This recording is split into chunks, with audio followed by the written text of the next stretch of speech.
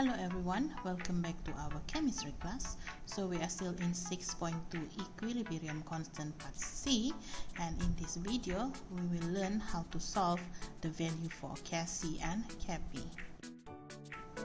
So if we are given the concentration or partial pressure at equilibrium, we can determine the value of Kc and Kp. Okay, and you must know that the value of Kc or Kp is depend on how the equilibrium equation is written and balanced. Maksudnya, okay, kita ada 3 contoh equilibrium equation di sini, yang mana ketiga-tiga equation ini dia ditulis pada cara yang berlainan. Okay, so oleh sebab ianya ditulis pada cara yang berlainan, nilai Kc atau Kp itu dia tidak akan sama dengan yang lain. So mari kita tengok beberapa contoh berkaitan dengan soalan Kc dan juga Kp. So untuk soalan yang pertama, dia bagi kamu equilibrium equation di sana, dan dalam eksperimen the concentration of reacting species at equilibrium.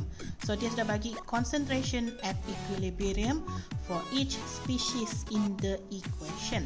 Okay, and you were asked to determine the equilibrium constant for this reaction in that temperature.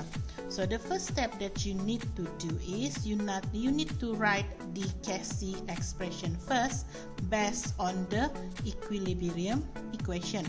So Kc dia sama dengan concentration NO2 square divided by concentration NO square times with concentration of oxygen.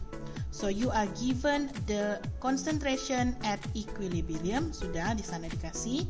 So kita just ganti masuk semua value tersebut, and then selepas kita ganti masuk, kita tekan calculator dan kita akan dapat jawapan untuk Kc adalah bersamaan dengan 6.44 darab 10 kuasa 5.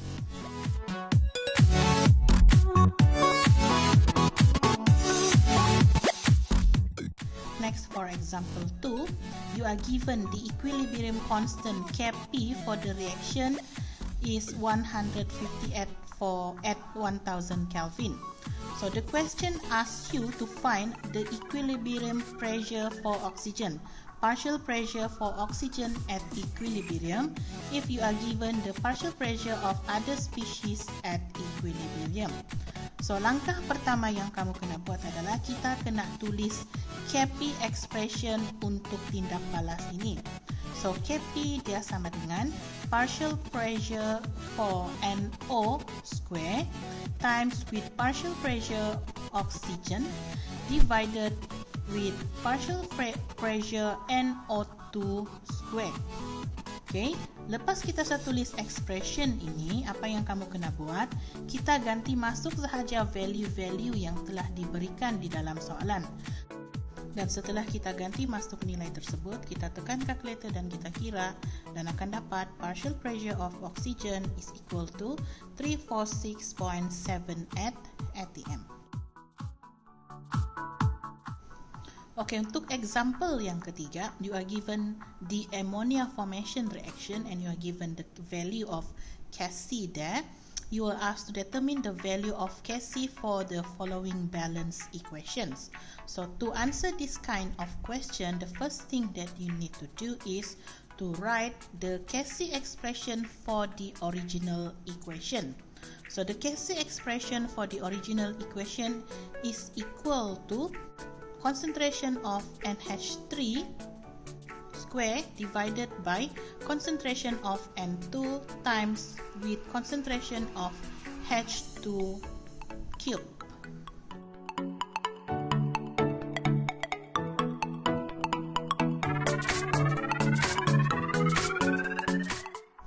Next, untuk jawab soalan A, apa yang pertama sekali kita kena buat? Kita kena tuliskan ungkapan Kc bagi persamaan tersebut. So bila kita tuliskan Kc, kita akan dapat macam beginilah. Okay, and then after this, what you have to do is you need to factor out 1/3 from the expression. So bila kita ke faktor keluarkan 1/3 daripada kuasa ungkapan tersebut, kita akan dapat ungkapan yang baru. Okay, NH3 kuasa 2 per dengan N2 darab dengan H2 kuasa 3. Okay, yang mana di luar sekali kita letak factor out 1/3 itulah.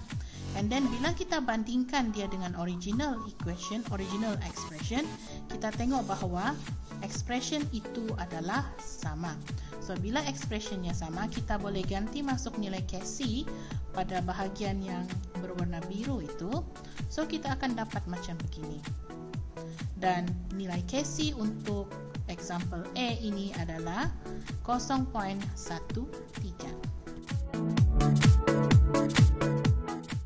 Okay, next for B. Okay, the first thing that you must do is to write the Casey expression based on this chemical equation. So kamu akan dapat Casey expression dia sebagai ini. And then apa yang kita buat, kita faktor keluar 1/2. So bila kita faktor keluar 1/2, kita akan dapat Casey expression menjadi ini.